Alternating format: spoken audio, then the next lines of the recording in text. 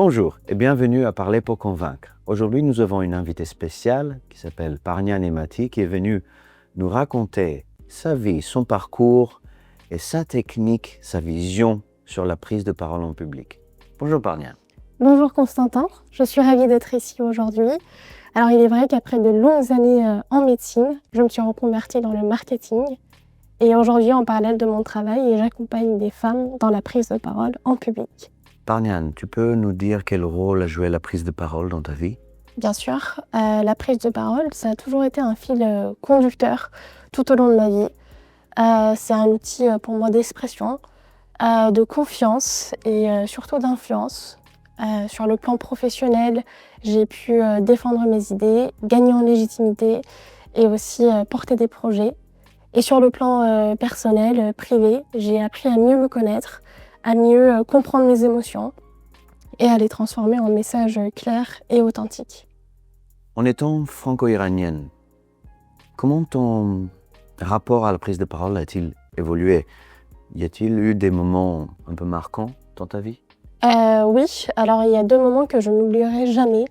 Le premier, c'était la première année de médecine et je devais en fait poser une question à une camarade de classe. Et comme j'étais très timide et très réservée de par ma culture, je ne suis jamais arrivée à poser cette question. Donc dans ma tête, en fait, ça a fait un déclic et je me suis dit Parnian, tu mérites d'aller plus loin et tu mérites vraiment de réussir à te dépasser, à passer ce défi-là avec toi-même. Donc ça a commencé à me travailler et jusqu'il y a quelques années, et là c'était le deuxième moment marquant de ma vie, où j'ai pu participer au grand concours national de débat parlementaire en France. Et là, du coup, j'ai pu prendre la parole. Alors, c'était des débats où on simulait un petit peu, mais du coup, c'était un débat où j'étais la première ministre.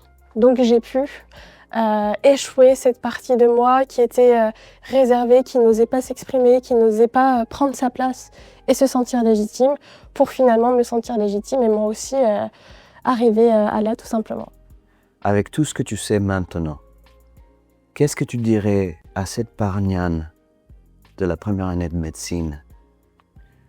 Comment tu l'aiderais à arriver au stade où tu es maintenant, plus vite et avec moins de, si j'ose dire, souffrance? La première chose que je dirais, c'est d'oser, de ne pas avoir peur d'oser. Ça commence bien sûr par un travail sur soi-même, de gagner en confiance. Et cette confiance-là, en fait, qu'on va gagner intérieurement, ça va nous permettre aussi de gagner en légitimité. Et en se sentant légitime, en fait, on commence à avoir de moins en moins peur et de moins craindre, en fait, le jugement et l'image qu'on peut renvoyer à quelqu'un. Donc voilà, oser, je pense que ça serait vraiment la première chose. Et c'est pour ça aussi que du coup, l'atelier s'appelait Osez votre voix.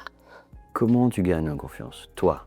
Comment je gagne en confiance? Alors déjà, je me prépare, je pratique, je regarde les autres. Et je pense qu'une bonne communication, c'est aussi savoir écouter, apprendre à écouter. Donc je sème en fait l'auditoire que je vais avoir. Et en fonction de cet auditoire-là, en fait, je vais à peu près savoir, ok, qu'est-ce que je vais dire, etc. Et tout ça, en fait, c'est un travail qui va se faire petit à petit. Et surtout, ne pas avoir peur aussi de faire des erreurs. C'est-à-dire le premier jour, moi aussi, je n'étais pas à l'aise d'être autant derrière la caméra ou de prendre la parole devant un nombre de public. Mais tout cela vient avec le temps, avec la pratique, avec l'exercice et surtout le fait de savoir que même si on fait des erreurs, ce n'est pas grave. Et que plus on va pratiquer, plus on va se sentir à l'aise en fait, tout simplement.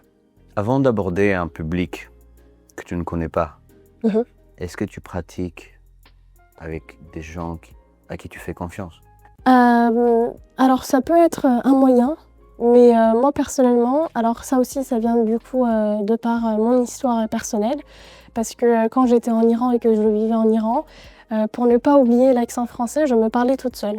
Et donc j'imaginais que j'avais en fait un auditoire qui était devant moi, en face de moi, et donc j'apprenais des discours par cœur.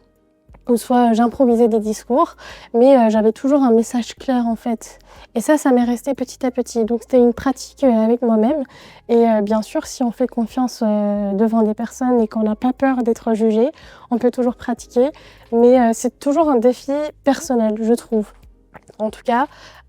Donc c'est important de travailler avec soi-même, de se dire ok, je sais ce que je vaux, je sais que je peux faire des erreurs, mais ce n'est pas grave et il y a des techniques que je peux utiliser pour travailler.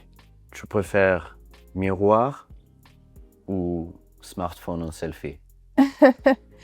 Je pense que je préfère le miroir, parce que dans le miroir, en fait, on voit toutes nos expressions, on voit notre posture, on voit notre regard, on voit notre façon aussi de parler. Et on peut aussi toujours miser sur notre respiration.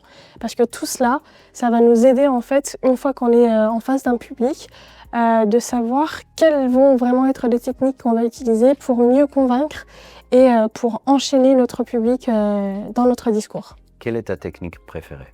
Ma technique préférée, c'est le regard. Moi, je pense que le regard montre beaucoup de choses et surtout, ça montre la sincérité du cœur.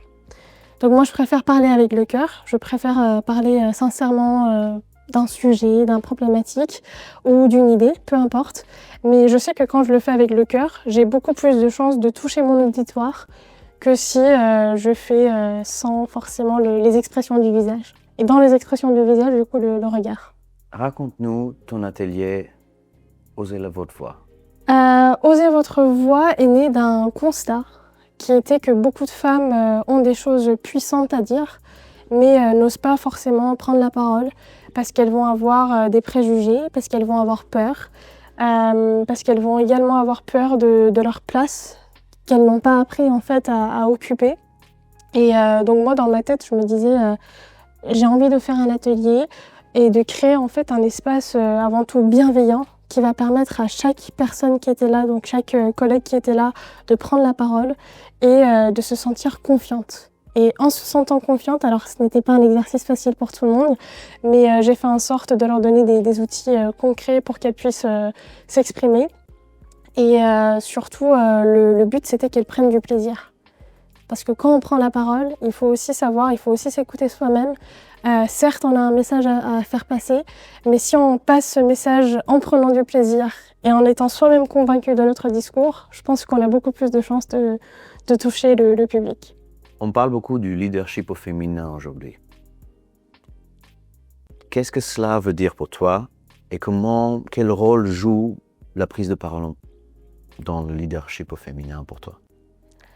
Alors c'est une très bonne question parce que c'est avant tout, à mon avis, une question de visibilité et d'influence. Prendre la parole, c'est aussi réussir à prendre la place qu'on mérite d'avoir. C'est donc savoir exprimer ses idées, ne pas avoir peur du regard des autres et aussi aller droit au but, c'est-à-dire avoir toujours un message clé avant de commencer une quelconque conversation, de savoir où est-ce qu'on veut aller et surtout où est-ce qu'on va entraîner notre public. Alors le public, ça peut être autant un auditoire que ça peut être 2-3 personnes dans une réunion professionnelle. Mais dans tous les cas, ce qui compte, c'est vraiment de savoir soi-même qu'on mérite d'être là, qu'on mérite d'avoir une voix et que c'est à nous-mêmes d'aller chercher cette voix-là. Il n'y a personne qui peut forcément nous apprendre les choses ou nous donner des directives, mais c'est surtout à nous de savoir assumer cette prise de parole et d'avoir toujours un message clé. Ici, à l'innovation pédagogique, on croit beaucoup à l'amélioration continue. On essaye, on échoue, on améliore, on réessaye. L'amélioration continue, ça s'applique à la fois pour les étudiants, mais aussi pour les pédagogues. Si tu devais faire un autre atelier Osez votre voix, que ferais-tu cette fois-ci? Je pense que cette fois-ci, j'inverserai ce que j'avais fait lors de mon premier atelier. C'est-à-dire que la première fois, j'avais fait une partie théorie et ensuite une partie pratique. Et cette fois, du coup, j'inverserai. Donc, je ferai une partie pratique, une partie théorique et ensuite peut-être une deuxième partie pratique pour m'assurer que ça s'est bien passé et que tout le monde est à l'aise avec la prise de parole. Parniane, pour finir, quel est ton message à nos étudiantes? Alors, une chose très rapide, mesdames, osez. Osez prendre la parole. Osez montrer la belle personne que vous êtes et les bonnes idées que vous pouvez avoir. C'est uniquement comme ça que vous allez réussir à convaincre votre auditoire et surtout à vaincre vos propres peurs.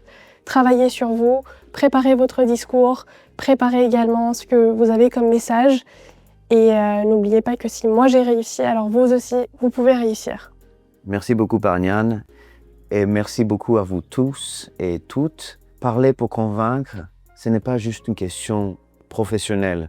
C'est un état de vie. C'est une mission de vie. Plus vous êtes convaincu de vous-même, plus vous allez être convaincant pour les autres. Donc, comme dit Parniane, osez. Merci beaucoup.